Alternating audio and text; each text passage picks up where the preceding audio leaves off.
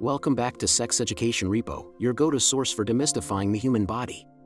Today, we're tackling a question that has probably crossed your mind at some point. If men don't breastfeed, why do they have nipples? It seems like a biological puzzle, but the answer is surprisingly straightforward and lies deep within our earliest stages of development. To understand this, we need to travel back in time, all the way to the very beginning of human life in the womb. For the first several weeks, every single human embryo follows the exact same developmental blueprint. Think of it as a default setting. Biologically, the initial pattern for a fetus is female. This means that during these early stages, fundamental structures common to all humans begin to form, regardless of the genetic sex determined at conception. It's in this initial phase, around the 4th or 5th week of gestation, that two vertical lines of thickened tissue, known as mammary ridges or milk lines, develop on the embryo's chest. These ridges are the precursors to mammary glands and nipples. In every embryo, these structures begin to form along these lines. For about the first 6 to 7 weeks, there is virtually no physical difference between male and female embryos. They are on an identical developmental path, building the foundational body plan that all humans share. Then, a pivotal moment occurs for embryos with a Y chromosome. This chromosome carries a specific gene called the SRY gene, which stands for sex-determining region Y. Around the 7th week, this gene springs into action. The activation of the SRY gene is like a switch being flipped. It triggers a cascade of hormonal changes, chief among them being the production of testosterone. This powerful hormone begins to steer the embryo's development down the male pathway. This surge of testosterone is responsible for the development of male primary sex characteristics. However, by the time this hormonal signal arrives, the nipples have already formed.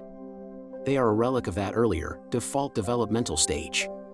Because nipples are established before the SRY gene differentiates the embryo into a male, they simply remain. There's no biological process that follows to remove them. They are a permanent feature left over from our shared embryonic beginning. So, the primary reason men have nipples is that we all start from the same basic blueprint. The development of nipples happens before the hormones that lead to male characteristics kick in. This brings us to the next logical question: if they serve no function in males, why hasn't evolution gotten rid of them? Why carry around a feature that has no apparent purpose? The answer lies in the principle of evolutionary cost versus benefit. Evolution is not a process of perfect design, it's a process of good enough adaptation. A trait is typically only selected against if it is actively harmful or disadvantageous to an individual's survival or ability to reproduce. In the case of male nipples, they are essentially neutral. They don't offer any survival advantage, but crucially, they don't cause any harm either. They are simply there, not interfering with any bodily functions. Developing and maintaining nipples requires a minuscule amount of biological energy and resources. From an evolutionary standpoint, there's no significant cost to having them. Since they pose no threat to a man's health or his chances of passing on his genes, there has been no evolutionary pressure to select for a genetic mutation that would prevent their development in males. It's a classic case of if it ain't broke, don't fix it. Evolution doesn't strive for minimalism or aesthetic perfection. It works by favoring traits that enhance reproductive success or survival. A harmless, non-functional trait like a male nipple simply flies under the radar of natural selection. For evolution to remove male nipples, a complex series of genetic mutations would have to occur. These mutations would need to stop nipple development specifically in male embryos after the initial blueprint is laid down, but not in female embryos.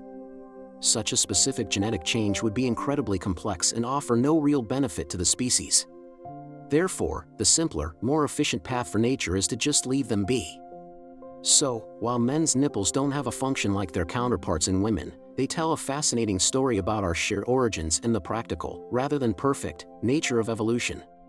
They are a permanent reminder that every human being begins life from the same fundamental template. They aren't useless in a narrative sense, they are a key piece of evidence for understanding how human development works. They illustrate the concept of a default developmental pathway and how hormonal signals later create diversity. Next time you ponder this quirky feature of human anatomy, you'll know it's not a mistake or a flaw. It's a fossil record of our own embryonic journey, preserved on our bodies. Thanks for joining us for this deep dive into human biology. If you found this explanation interesting, don't forget to like, subscribe, and hit the notification bell for more content from Sex Education Repo.